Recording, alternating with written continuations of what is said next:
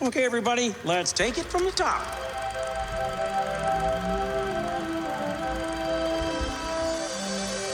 To all who come to this happy place, welcome. Hi ho everybody, and welcome back to D Plus Us Weekly, the show where we talk about shows exclusive to Disney Plus, episode by episode, week by week, for your enjoyment and ours.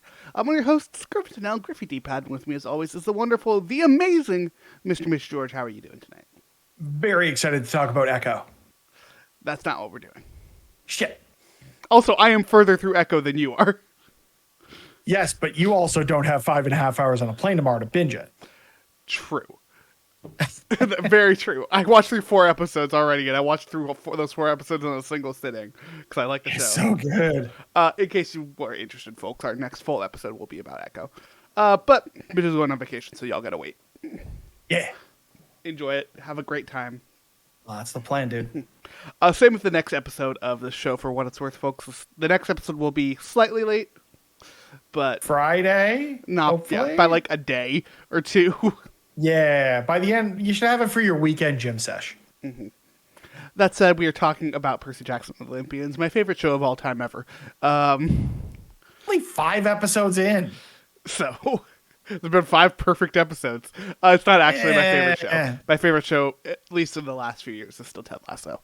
No, we're talking about the newest episode of God Buys Us Cheeseburgers.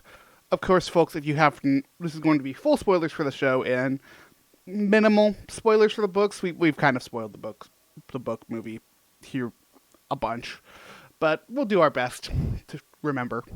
You gotta remember, folks, this is a story that's been in our heads for decade plus. I think it's 15, 20 years old. I want to say 06? It was a number that aged me. I remember that. I knew it. I think we talked about it on like the first episode. 2005. I was close. Yeah. I was off by a year. So yeah, so almost 2 decades. But yeah, this is the episode featuring Griffin, Adam Copeland. We are ideally going to have a season of this show released during the year that is the 20th anniversary of the book. How does that make you feel? Old. Yeah. Withering. Yeah, it does. Dead. Yeah. Enjoy. Actually, it only gets worse. No, the one that got me really was learning that Kingdom Hearts Birth by Sleep is 14 years old. It's crazy. Like, that We're not here to talk about that. I'll go grab my Keyblade. We can talk about that instead. We're not doing that. We're talking about Adam Copeland. Let's talk about Adam Copeland as Ares. I was 30 seconds away from going to change into my Edge shirt because my God, this casting could not be any better. I want to talk about him, a career, but I also want to talk about Timothy Omundson as Hephaestus, because I feel like these are 2 characters that are very different and important to each other because they're opposites. Yeah, where we have this whole spiel from Annabeth at the end of I don't want to be like them. I don't want to be like Ares. And we kind of get that from Timothy Ominson's Hephaestus. By the way, that casting, fucking perfect. They did such a good job with him. But Adam Copeland might be... go and watch Gallivant, which he is phenomenal in. Oh, truly the best. But Adam Copeland might Disney be... Plus, isn't it? Is it? It is here because it was... Or it might have been at some point. I do feel like that was a Fox property. If it is, we should totally do an episode about it. We're 1,000% doing an episode on that show. Gallivant. Oh, yeah, there it is. Oh, God damn it. You have it and we don't now. It's a Hulu thing for us. So. Well, it would be a Hulu thing for us, but the rights and the distribution and all that. We'll still do it anyways because it's a great show. No, I'll find a way. Adam Copeland might be the best casting of any god yet. Yeah, without a doubt. There's only one casting of a god that I think is better, and that is still Lance Reddick, rest in peace, as Zeus. He is so good in this. We got so much more screen time from him than I was expecting as well. The scenes with Grover are just so good. And I can't wait to see where this goes. Like, Grover, convincing Ares that he is, legitimately a fan, pulling out, deep cuts. That was funny. War. Or I love that, hardly anyone died in those. Yeah. It's such a perfect, like, tiny little character trait for Aries to be like, oh yeah, one of my pastimes is starting fights on Twitter. Like, all of this was so good. It's wild to me, like, Adam Copeland being so good in this, and, like, it's not even half the episode. Yeah. It's not even close. He steals the show. Mm-hmm. I mean, honestly, the person who steals the show for me in this one is Leah Jeffries.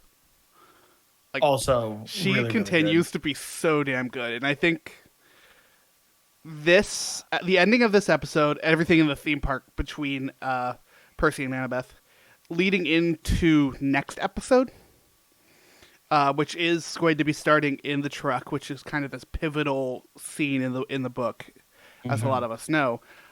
These two are so perfectly cast. We talk about it every week about how good the casting is of these kids. But, like, they are so damn good.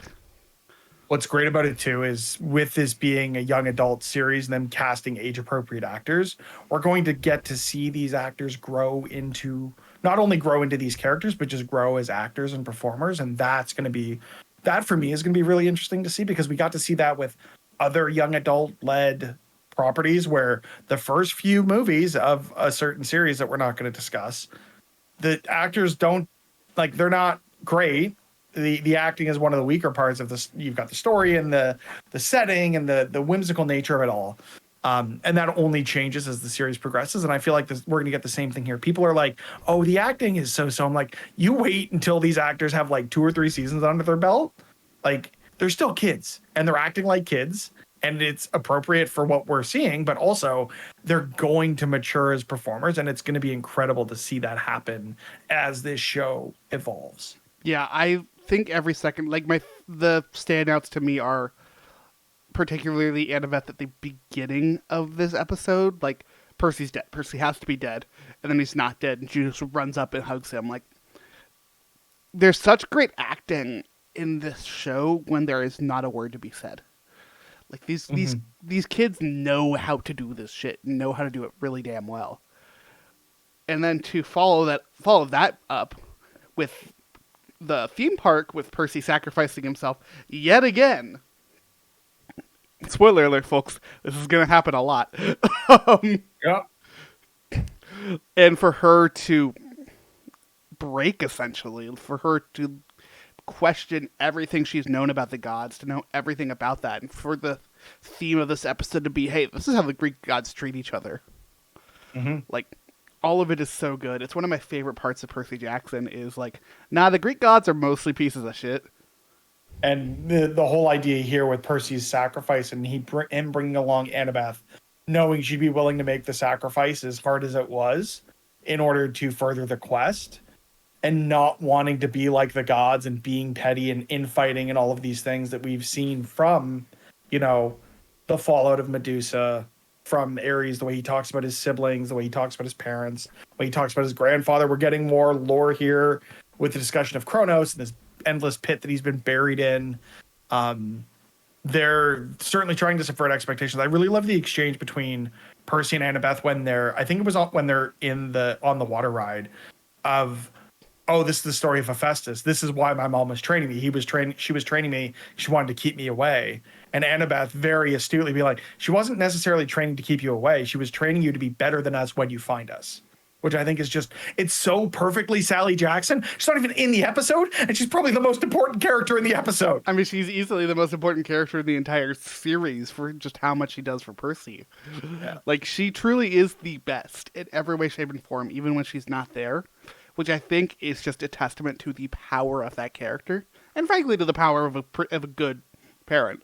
But it's so wonderful. Like, that line she has of where it's Percy being like, she should have trained me more. It's like, no, she was training you to not be like this, is one of the best things we've gotten out of this show. It's wild to me that each episode can keep getting better and better. Like, we got that Medusa episode, and I didn't think we would have a characterization that would beat that because of how good that was to me. And here we are twice over now being like, no, yeah, these are just as good. Everything in this is great. The whole exchange with Grover and Ares is so good, where Grover is totally playing up his ego for information. And just let's circle back for a second on the fact that Ares is a Twitter troll, which I think is honestly like framing this in the 21st century. That is perfect characterization for who Ares would be of starting flame wars on the internet. Oh, just for absolutely. shits and giggles. Like, it's perfect.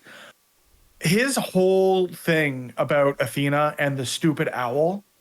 Oh my God. So funny. Edge is so sorry. For those who don't know, Adam Copeland, the actor who plays Ares, is better known as Edge in WWE. That whole thing is so good. So funny.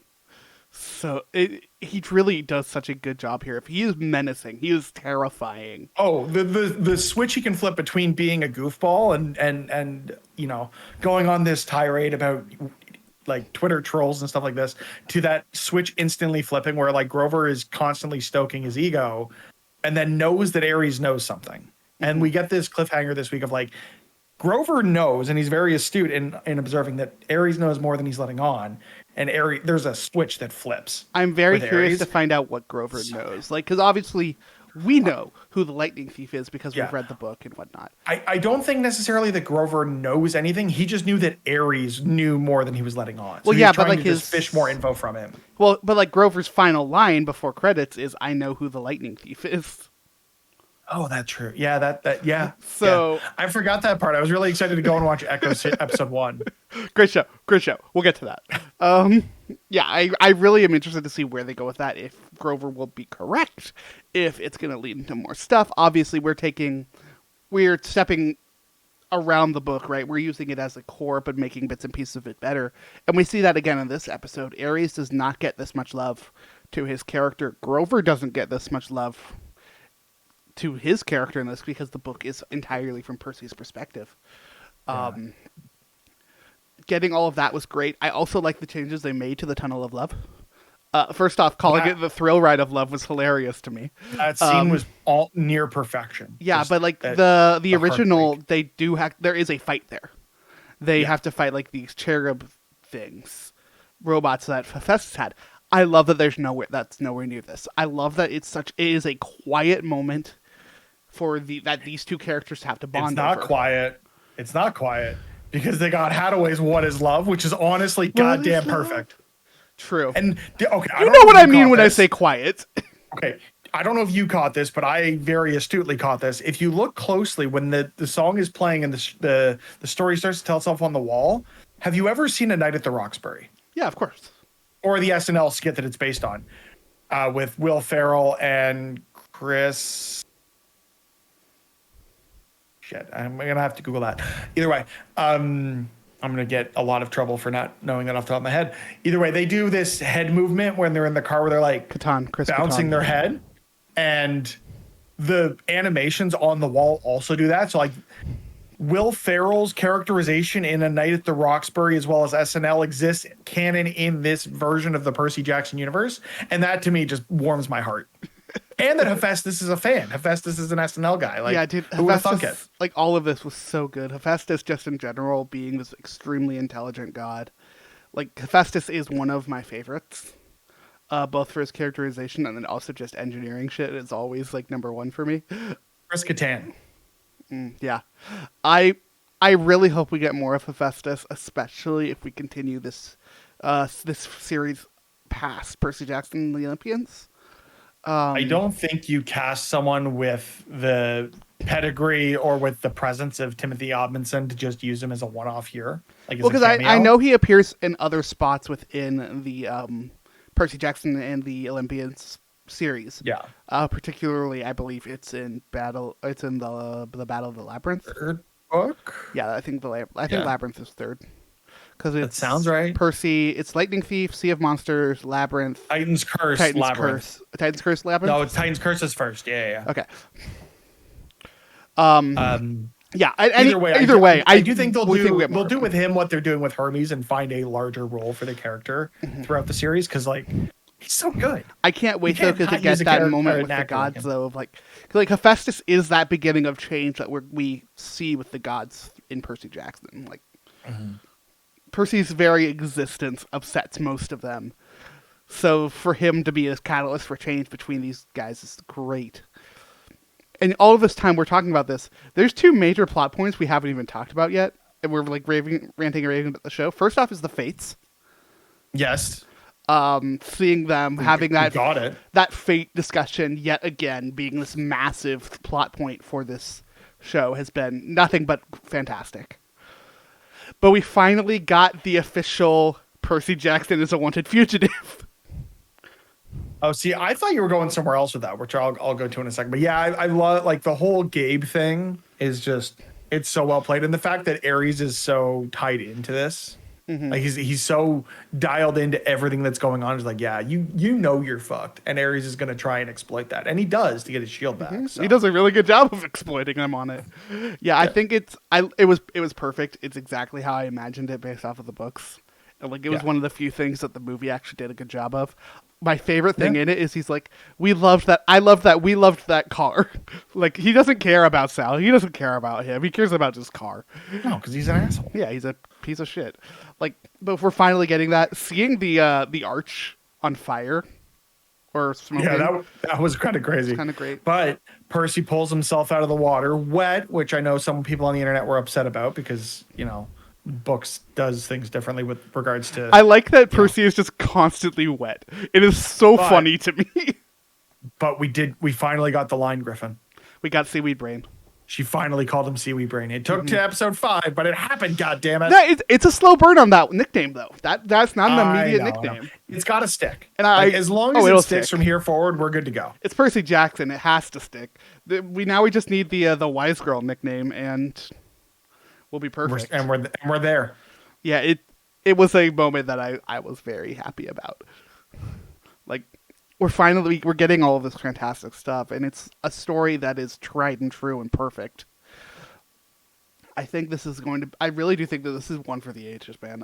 I think this is going to be the next big young adult thing. I can't. It has to be. We need something like this to go on and to carry. Like I worry, but you see things like something just got canceled after one season. The Monkey God show on Disney Plus. Yeah, I can't remember. I don't know. Honestly, I'm still reeling from Our Flag Means Death being canceled over on Max. So what? You didn't know? No. Yeah, season 2 is the final season. God damn it. Granted, I still have to catch up on that, but god damn it. It's so good. And they're just like, no. Apparently we were supposed to get a wedding between... Oh my god, why can't I not remember main character name? So to be fair, I'm only like 3 episodes into the show. So I'm really enjoying it, but I need to finish it more. It's a great show. Everyone should go watch that. I know it's not a Disney Plus show, but go watch it. It's great. And then go be mad at HBO for canceling it. Why can't I find this thing? I'm looking through the originals that came out last year. You'd think it would be at the top. This damn monkey show they made. I don't want to remember the name of because it had like a crazy cast. I did want to watch it eventually. I'm just gonna look up Disney Plus monkey show and see what happens. Disney Monkey King. The first thing they came up with Super Robot Monkey Team Hyperforce Go, which is not the show we're talking about, but I just love American-born Chinese. Oh, was that a show that could continue on? It ended on a cliffhanger and was based off a series of graphic novels that had more stories. It's not American-born Chinese is a single graphic novel, though. Is it? Yeah. I don't know if the first season covered the entire novel. Yeah, I never actually sat down and watched it. It was one I always meant to watch, but I never got back to it. So I'll have to go back and check it out. Because I have the graphic novel. It's an amazing graphic novel. Yeah, I want to watch it, but also knowing it ends on a cliffhanger and knowing we're not getting a season 2 might hurt me a lot. Mm-hmm. Yeah, we got. But I love the cast, so I still think I'm gonna. Maybe I'll download that for the flight. Mm-hmm. Bring it back to Percy. Right here. I want to talk more about Adam Copeland because God, it's so good. The ending as well. The sass they give him, him liking it at first and then eventually being like, okay, no, fuck you. And his whole thing, I'm just like, I hate kids. Kids are the worst. Having to go to this summer solstice thing and pretend like I like my kids is a lot. And I'm just like, dude, that hitting. Just stop having kids. That for fuck's paired sake. with Clarice at the beginning of the show when her spear breaks and it being the only gift she's ever gotten from him. Just, it hits so hard. Everything is connected. Yeah. Like, that was one of It's those like the moments. MCU, but not as like I don't know, Not having a almost hundreds at this point billion-dollar hours project. well, I was going to say the time to get into it. Also that. Well, did you see that they made the Defender Saga canon within the MCU, adding like 160 Just, yeah. plus hours of content to the MCU timeline? Yeah, I get to move that into my rankings now. That'll be fun to figure out. You at the bottom, other than Daredevil season 1 and Jessica Jones season 1, right? Or Daredevil season 2. Well, is here's the pretty good, question: too. it's like a lot of those I would put above some of the lower stuff I have on the MCU. We can talk about our MCU rankings later. We're here to talk about Percy episode 5. Well, I just want to say fuck Iron Man 2 and fuck the Incredible Hulk. That's all. When is the last time you watched Iron Man 2? Last year. It's a good movie. It's I don't know why not. people It give is so not a much. good movie. It's a good movie. I like it. At best, it is military propaganda. At best. Yeah, but Iron Man is military propaganda. like in general. worse than it's offensively military propaganda. We'll get into that another time. Maybe I'm not as standoffish to it because I'm not American. We're clipping where it that out, doesn't and we're hurt gonna me see what as much. TikTok thinks of that because, yeah, it's. Let's I not hate that blow that movie. one out for TikTok. I don't want people to hate me. People will be hating me. No, I don't think they'd be hating. I think they'd probably largely agree with you, to be honest. Nah, I like this show though. Bringing it back. One of these days we'll stay focused. I promise. No, we won't. Not a chance. Like I keep being completely blown away by the show of how good everything about it is. Like music choices, graphics, like there isn't a bad looking shot in this episode. I do think it's kind of odd the teaser at the end. I like it being there, but also is it necessary? You can tell like this was a show that is cut like it's supposed to be on television and not on streaming. Yeah, I'm not going to spoil anything about Echo, but like it does something very similar at the end of the first episode of like all episodes available now. Go go go! Watch watch watch. I'm just like, this is weird. I bet that they have a stat somewhere that has a retention number of like first episode versus who finishes it. That is terrible. No, I think part of that too with Echo is it's only going to be available on Hulu for a limited time. True. So they're probably trying to get people to binge it before it drops from Hulu and is exclusive to Disney Plus. Mm-hmm. But that's not a conversation for tonight. Yeah, we just also want to talk about Echo, but we need to finish that first. I will call you from a beach if I have to talk about this show. You can get me shirtless, getting a tan on, my phone just like this. I still think that'd be funny. I'll do it. I don't care. Carmen will hate me, but I'll just, See, go I to a different part of the want beach. that. I don't want Carmen to be mad at you for that. Carmen, Also, I think Carmen would find it funny too. would you be mad at me if I recorded an episode of the podcast from the beach? She said yes. See? Would you be mad at Griffin? She'd also be mad at you, so I won't See? do it. If it was only me, I wouldn't be upset. If it was you as well, I'm See, just here's like, the nah, real it's a no. secret. I just don't want It's a her no-go. mad at me. Yeah, exactly. I don't care about my place in this house. I care about Griffin's. Yeah, this show, man, this show. There's not a ton to talk about this week, which is kind of No. wild, but like it really is great, and I really think everyone should be giving it a shot. If you're listening to this, I assume you've You been did. giving it the shot. So good on Let you. us know what you've been thinking about it in the comments. Yeah, and tell other people to watch the show as well if they're not already watching it. But We can't have this going the way of American-born Chinese. or National Treasure for that matter. Did they confirm they're not doing a second season of that? They never confirmed they were doing another. So, but Fair.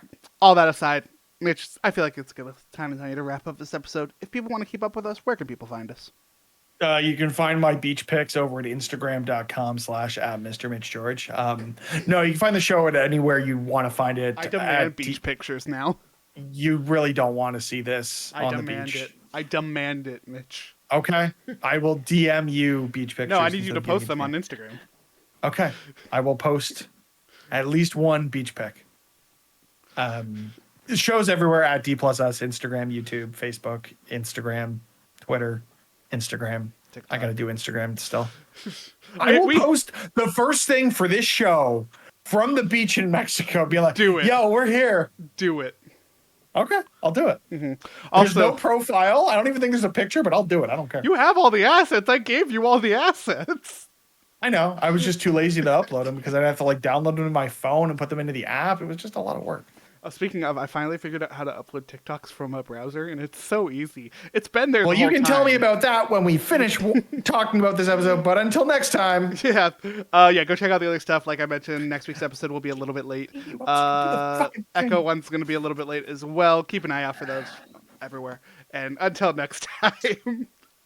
No, I'm going to wait. I'm just going to mess with Mitch now. At this point. I need to go to sleep. Until next time, have a magical day.